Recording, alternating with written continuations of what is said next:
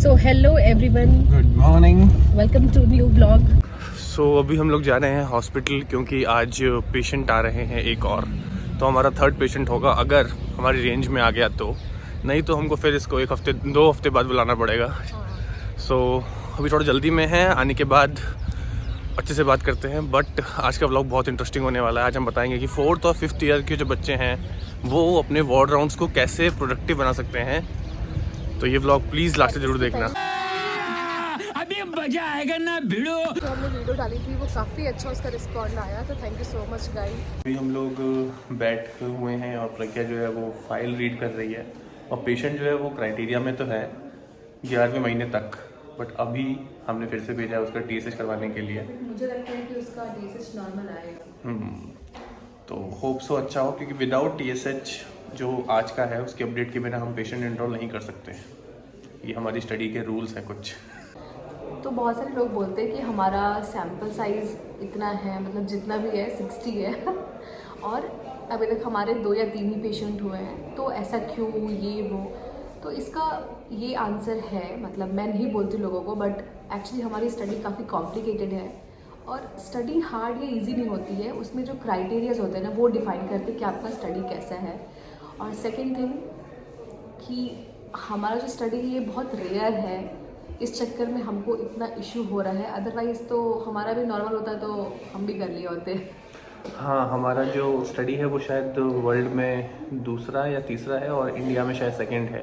India में first है। India में फर्स्ट या सेकंड ऐसे कुछ भी है, तो इसलिए इतनी प्रॉब्लम हो रही है, इतना क्योंकि issue हमने जो मास्टर आर्टिकल लिया है, जो सीड आर्टिकल होता है, वो जो हमारा है वो सिर्फ हमको एक ही मिला। ठीक है, इस चक्कर में हम इस पर रिव्यू आर्टिकल भी कर सकते नहीं, बिकॉज इस पर आर्टिकल्स है ही नहीं, तो रिव्यू आर्टिकल कैसे करेंगे। सो तो स्टडी बहुत रेयर है। हाँ, सारा जो खेल होता है वो वही क्राइटेरिया का होता है। और 2-3 बार ये स्टडी हमसे पहले भी चालू हुई थी, बट अनफॉर्चुनेटली वो नहीं कंप्लीट हो पाई, नहीं कंपाइल हो पाई। सो अभी हमको मिली है स्टडी होने के लिए। सो आज का दिन बहुत ही ज़्यादा अच्छा जा रहा है हमारा। आज हमें एक पेशेंट मिला, उसको मतलब हमको पता नहीं था कि उसको एक प्रॉब्लम भी है। हाँ, उसको बिहेवियरल इशू था और हमने उसको कन्विंस करने की कोशिश करी कि टेस्ट करवा लो, बट उसने टेस्ट नहीं करवाया। वो टेस्ट करवाने के लिए रेडी हो ही नहीं रहा था, मतलब कितना कन्विंस किया। साइकेट्री डिपार्टमेंट के भी डॉक्टर साहब, उन्होंने भी कन्विंस किया, इवन उसके पेरेंट्स ने भी कन्विंस किया, बट वो इंजेक्शन लगवा ही नहीं रहा था। मतलब वो कहते कि हम अपना सैंपल नहीं दे सकता था वो, तो कोई नहीं। मेंटल स्टेटस सही नहीं था।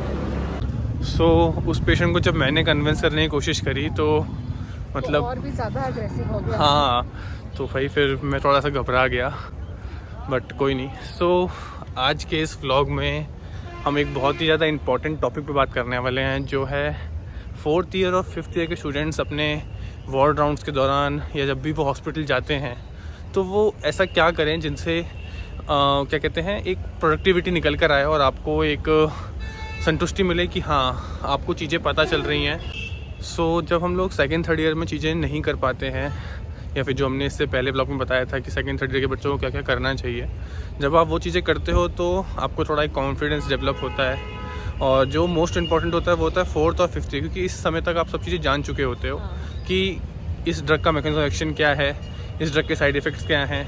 सबसे पहले क्या होता था कि मेरे को चीज़ थोड़ी समझ में कम आती थी, मतलब कम इन अ सेंस कि मैं वो कोरिलेशन नहीं कर पाता था जब मैं था 2nd ईयर में, जब मेरे सामने फर्स्ट टाइम आई थी फार्माकोलॉजी। बट जब मैं 4th ईयर में आया तो नाउ आई कैन कोरिलेट कर सकता हूँ मैं आराम से कि अच्छा इस पेशेंट को अगर ये प्रॉब्लम है तो उसके साइड इफ़ेक्ट्स ये होंगे। ऐसा ही होता है, काम ऐसे ही चलता है। ठीक है, तो जैसा नीलेश ने बोला कि आपको पता होगा, अब जैसे कि आप 4th year 5th year 4th year हो 5th ईयर हो, तो आपको पता है कि हाँ ये ड्रग है, इसका ये मैकेनिज्म है, ये साइड इफ़ेक्ट्स हैं। तो firstly try to interact with the patient कि क्या पेशेंट आपकी बात समझ रहा है कि नहीं समझ रहा है।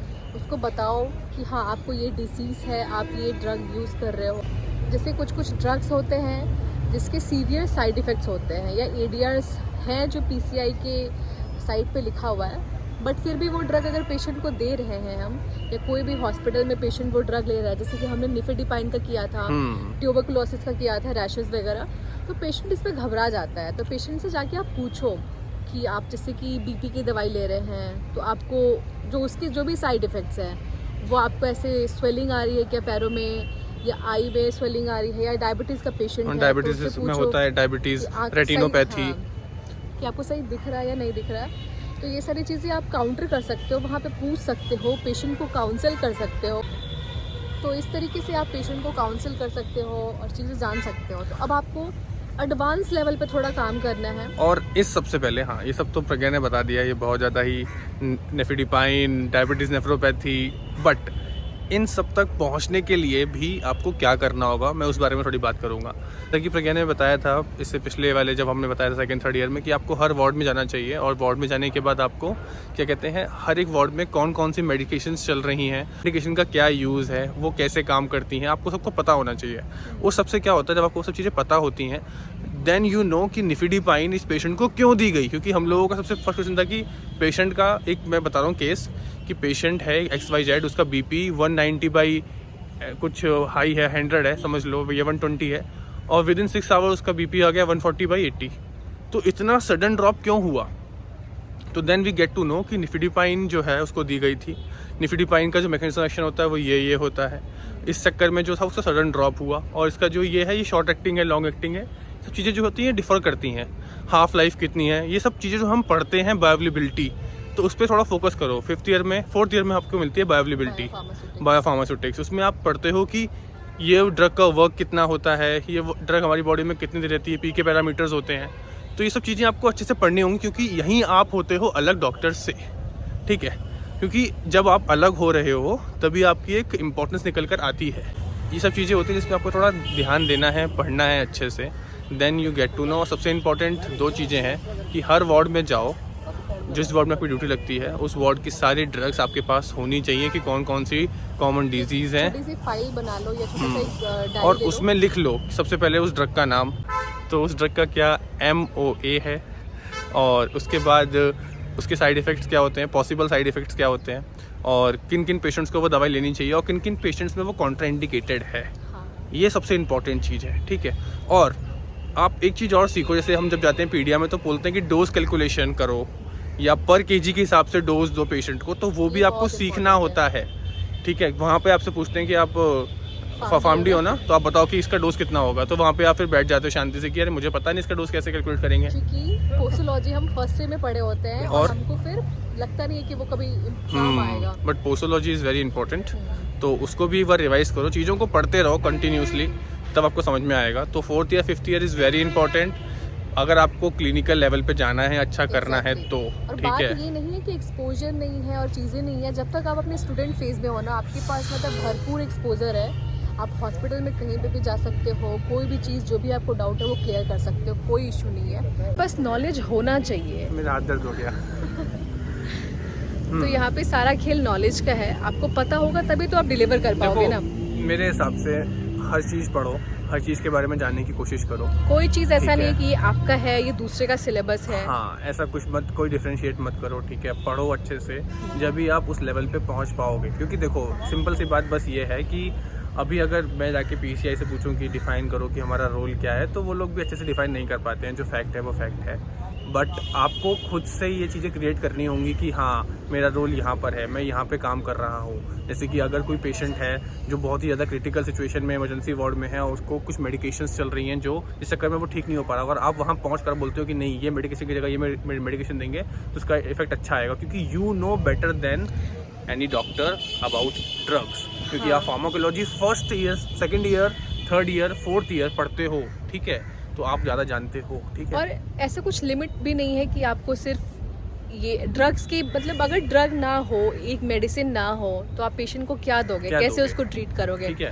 तो तो अपने आप को इतना फार्माकोलॉजी बनाओ। में हाँ। एक्सपर्ट बनाने की कोशिश करो। फार्माकोलॉजी, थेराप्यूटिक्स पढ़ते रहो, रिवाइज करते रहो टाइम टू टाइम। जब और भी ये आप बस हाँ। चेंज ला पाओगे और स्टैंड कर पाओगे, जब भी आपके अंदर कॉन्फिडेंस आएगा। पता है Exactly. एक चीज़ और, आपको इंग्लिश नहीं आती चलेगा, बट आपको जो आपने पढ़ा है वो आता है ना, जब वो निकलेगा ना मुंह से बाहर, तो कोई ज़रूरत नहीं इंग्लिश बोलने की भी, ठीक है? कभी कभी हम लोग हेजिटेट करते हैं कि हम कैसे जाके बात करेंगे, बट जब आपको वो चीज़ पता होगी कि हाँ, इस जगह पे ये चीज़ ड्रग यूज़ करेंगे, क्यों करेंगे, क्योंकि इसका मैकेनिज्म एक्शन ये है, तब आप जो उसको बताओगे ना डॉक्टर को, किसी को भी बताओगे, तो वो it's more than sufficient for you guys. और हम भी इस चीज़ में मेहनत कर रहे हैं, क्योंकि हम लोग भी 2nd 3rd ईयर में उतना अच्छे से नहीं पढ़े, क्योंकि हमेशा मैं बोलता हूँ कि एग्ज़ाम स्टडी अलग होती है और अपनी स्टडी अलग होती है, तो वो हमको नहीं पता था इसलिए हम भी जो है आप ही के साथ चल रहे हैं। तो आप उस लेवल पे हमारे साथ ना चलो, इसलिए हम चाहते हैं कि हमसे एक लेवल अप जाओ। हाँ, आगे चलो। That's why we guys guide you in a proper way. और ऐसे कोई लिमिटेशन नहीं है, बहुत मतलब आप एक्सपर्ट हो उस चीज़ के, तो एक्सपर्ट इतनी पढ़ाई भी करनी पड़ेगी जब भी वो होगा। जब भी आप बोलोगे कि I am the expert of medicine, वही कल को अगर प्रिस्क्रिप्शन राइट मिल भी गया तो उतना केपेबल होना चाहिए। सो यू डोंट नो ना। देखो मैं एक चीज़ बताता हूँ, अब कोई पेशेंट है, उसको कोई स्पेसिफिक प्रॉब्लम है और आपने उसको एक ड्रग दी, तो वो आपने एक ड्रग उसको क्यों दी? उसके लिए तो कम से कम 5-6 ड्रग ऑलरेडी चाहिए ना। क्लासिफिकेशन में तो बहुत सारी ड्रग्स आती हैं। हाँ। तो why we are choosing the एक स्पेसिफिक ड्रग, तो उसके ऊपर स्टडी करना शुरू करो कि हम यही क्यों देते हैं। डायबिटीज़ में ग्लिमिपिरिडिन है, मेटफॉर्मिन है, और भी कई सारी दवाई हैं, बट हमने मेटफॉर्मिन और ग्लिमिपिरिडिन को अलग अलग क्यों रखा हुआ है? मतलब किस केस में हम मेटफॉर्मिन देंगे, किस केस में हम ग्लिमिपिरिडिन देंगे। तो ये सब चीज़ों को आप अभी से समझो, थॉरली स्टडी करो, जब भी आपको समझ में आएगा। तो अभी हम जा रहे हैं लंच करने के लिए, क्योंकि आज हम बहुत निराश हुए हैं, मतलब इतने निराश हुए ना हम। और उस निराशा से हमने इतना ज़्यादा मोटिवेट कर दिया, आई गेस। हाँ। सो अभी हमने जो भी बोला, तो मैंने अपने व्लॉग्स में एक चीज़ बोल दी है कि अब से हम जो भी बात करेंगे वो थोड़ी अनफिल्टर होगी, ठीक है। और जो रियल है ना, क्योंकि जब तक आपको रियल सिनेरियो समझ में नहीं आएगा, मेरे पास बहुत सारे ऐसे कमेंट आते हैं कि भैया स्कोप क्या है, हमारे पास क्या जॉब होगी। तो मैं उनको बोलता हूँ कि आपको पढ़ना बहुत होगा। तो दे विल से कि इतना पढ़ना होगा, उसके बाद भी जॉब अगर इतनी कम पैसों की मिल रही है तो क्या फ़ायदा है। बट ये सोचो कि अगर आपके पास वो नॉलेज आ गई तो आफ्टर 5 ईयर्स 10 ईयर्स आप कहाँ पर हो सकते हो। मैं तो यही तक बोलता हूँ लोगों को कि आपका अगर थोड़ा सा रिसर्च में इंटरेस्ट है या फिर आपको लगता है कि इंटरेस्ट जनरेट करना चाहिए, तो आप सुबह में अपना क्लिनिकल का काम करो, शाम में अपना खुद से रिसर्च पेपर लिखो। अगर आपने लिखना सीख लिया, पैसा है इस फील्ड में भी, तो अपने आपको मल्टीटास्किंग बनाओ ना। क्यों एक जगह रहना है हमेशा। सो आज है दाल, हाँ छोले या चना मसाला, सॉरी मेरे को ये टेस्टी लगता है। क्या पत्ता गोभी ना? हाँ, मैंने यहाँ आके खाना सीखा। पत्ता गोभी मैंने भी यहाँ पे आके थोड़ा खाना सीखा।